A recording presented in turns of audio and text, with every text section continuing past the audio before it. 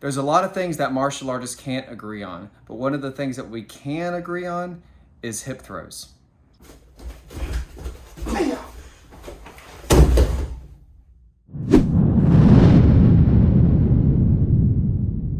Okay, so the first thing we're going to talk about is what exactly is a hip throw.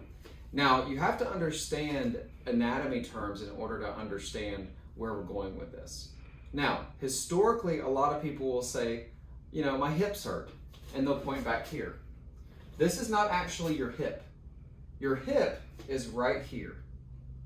Whenever we're talking about these bones back here, we have two big bones on each side. If you start on your sides and push down, you can probably feel the top of them. So those are called the ilium, and they come right up here. At the base of the spine, we have a little spot down here that is called the sacrum. It's essentially the base of the spine. Where those two pieces come together, that forms what we call the SI joint, the sacroiliac joint.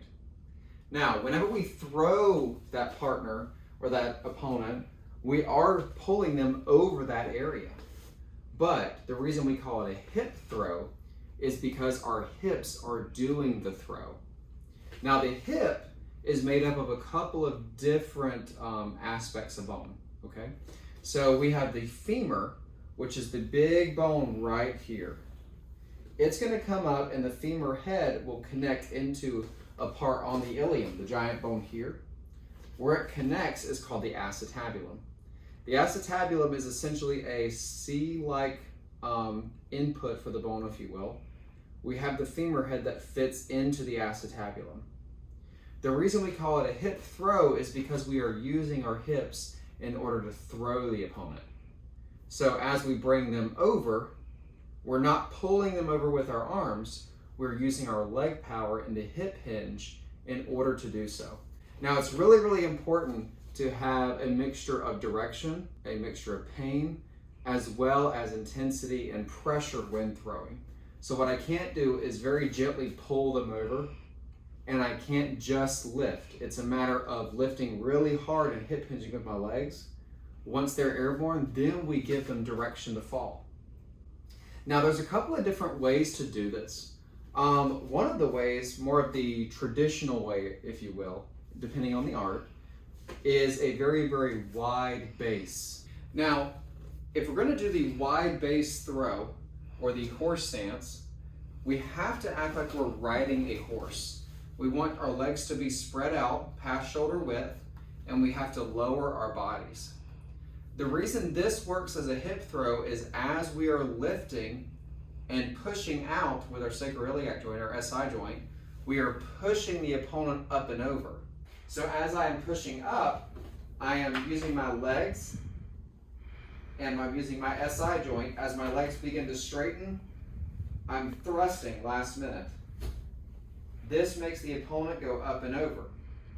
Okay guys, so I am blessed today to have my good friend Brandon joining us. He's gonna be my uke for today. So I wanna show you guys a couple of the different versions of doing a hip throw and how it can actually be applied.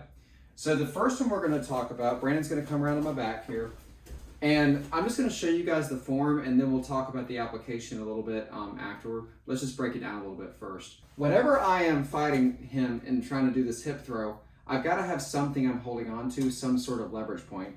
Now it can be here, it can be back around him, whatever it is, I need a leverage point. Now, I don't know if you guys have noticed, I am not a very big guy. Brandon is very muscular. So I have to do this right if I'm gonna throw him, right? I cannot just expect him just to fly because I looked at him right. This is not one of those crazy voodoo witchcraft martial arts throws, okay? It's a real throw, so I have to do it really right. The way that we're gonna do that is I have to have, like I said a while ago, some sort of leverage point. Now, Brandon has more gravity than I do.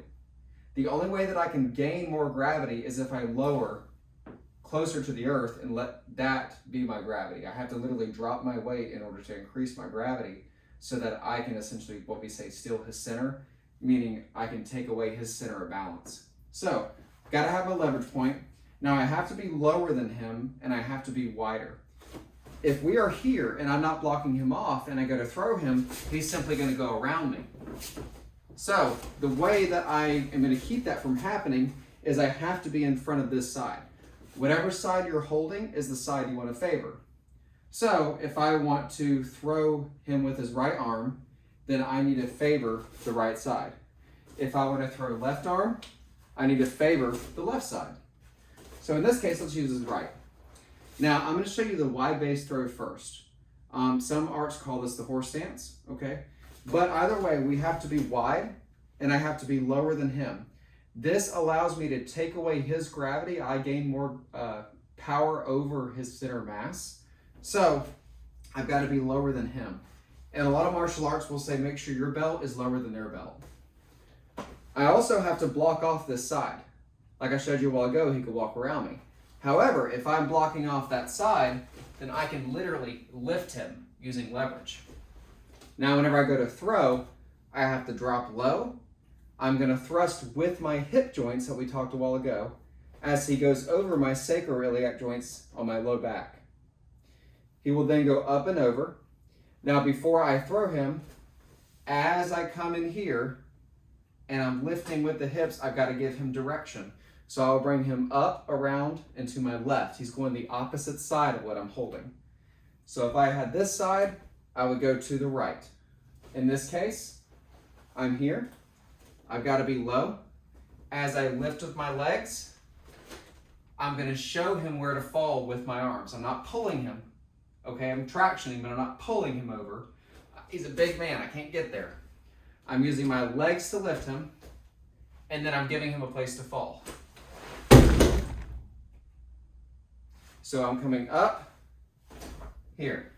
Now I'll show you the other version of the throw. For this type of hip throw, my feet have to be together, but I'm still gonna block him off. You'll see this quite often in judo. I personally am not a huge fan of this type of hip throw, just because ankle injuries, that sort of thing. Not saying it doesn't work, it just doesn't fit my body very well. So, whenever we're in this position, as I'm coming in, it's very common for judo to come in from this direction and then drop low. I still have to get lower than him.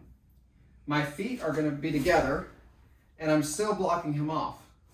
So instead of me stepping in here and throwing with a wide base, I'm relying solely on me being lower, my hip blocking him off, and using lifting power. So we're going to show you once. So it works quite well. I can still get him there. He is substantially larger than I am, so it's not a matter of strength. It's not a matter of any of those things. A lot of people are like, yeah, hip throws, whatever. They don't work, you know. The nice thing about this is that it's an equalizer, all right? One, the person being thrown probably doesn't know how to fall. So you have all that momentum going down to the concrete. Two, it's a good way of getting rid of an opponent. So if you have a multiple attacker situation, you don't have to think about, oh, well, let me spend 30 minutes with this guy before I can go take care of the other one. Meanwhile, you're getting stabbed. You could just take him and get rid of him, right? So great technique. It doesn't matter body size, and I would make the argument that smaller actually has the advantage here because you're already lower. Hey guys, I just wanted to take a second to tell you about this company called Kataro. I've talked to you before about them. That's the belt that I actually have on right now. Absolutely love them. They've been doing our work for years now, and they're an amazing company to work with. They do all custom belts, and they work with any art out there. So whether you are BJJ, Hapkido, Taekwondo, Kempo, any of those styles, anything that uses belts, they are your people to work with, I'm telling you. Now, I did reach out to them and said, hey, I love your work. I really want to feature you in this video. And they actually said, listen, we love what you're doing, and we want to tell people about, what we do also. So they did offer a discount code. It's going to be listed right here for you. I want you to go to their website, and I want you to check out their stuff. If you like what they have, if you're interested in what's going on, even if there's something that is not listed but you're interested in, contact them. They can probably work with you. They've done amazing stuff for me. Okay guys, now I want to show you a little bit of application on these hip throws and how to actually use them. Now, a lot of times Hapkido stylists get made fun of for wrist grabs. Just gonna put it out there and go ahead and talk about it, okay? Wrist grabs serve as a really good basic foundation. That's what we use to teach body mechanics and how to move from certain situations.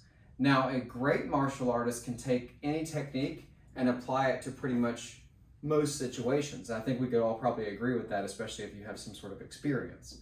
So, if Brandon here did just a basic wrist grab, let's say that we are doing this technique,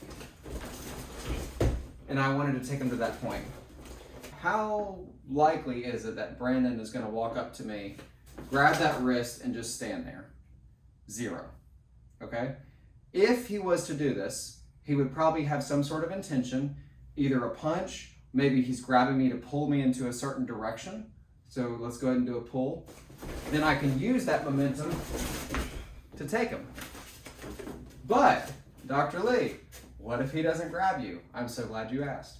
Let's say he does a right punch, okay? I can go from this position, give him something to think about, and end in the exact same position. It doesn't matter what he does. If I know what I want to do, I'm going to make myself get there. So let's talk about the hip throw a little bit with that. Whenever we go to do this hip throw, everything is the same. I still have to have lower center of gravity than him. I still have to block him off. But how I get there may change depending on the technique. Now, our school teaches that the first thing we have to do is weaken. I have to give him something to think about. There's no grown man on earth that is going to let me do this. He's going to knock me out. But if I give him something to think about in the meantime, go ahead. If I give him something to think about in the meantime, nice little palm to the face, then I can move into a hip throw. Okay? So, he grabs, I weaken, I changed, that way I can reach in here and grab and open up, and I can throw him quite easily.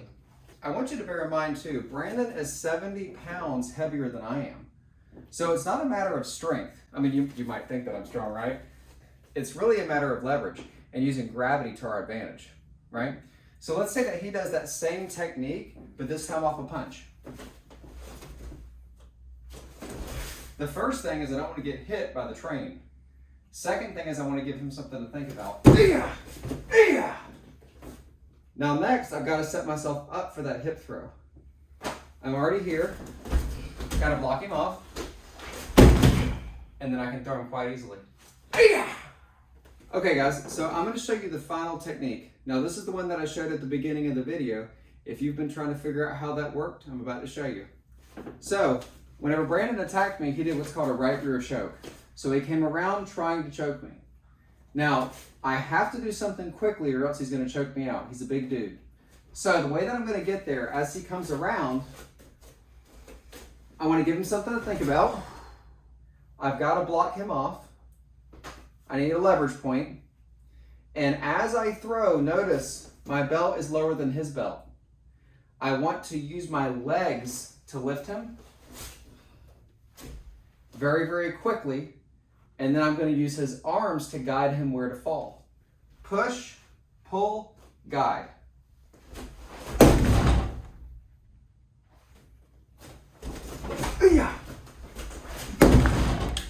All right guys, so thank you so much for hanging out with us. I hope you learned a little bit on this quick video on how to do hip throws. Thank you so much to my Oki today, Brandon, for hanging out. Of course. He loves any day he gets to get tossed around, right? So it's always fun. If you like these videos and want to check out more, just please go to my channel. There's tons of other stuff there. And listen, if there is a topic that you are curious about or that you want more information about, please go ahead and comment down below. It really helps me to understand what I can do to serve you a little bit better. So thank you guys so much for hanging out with us. Have a blessed day.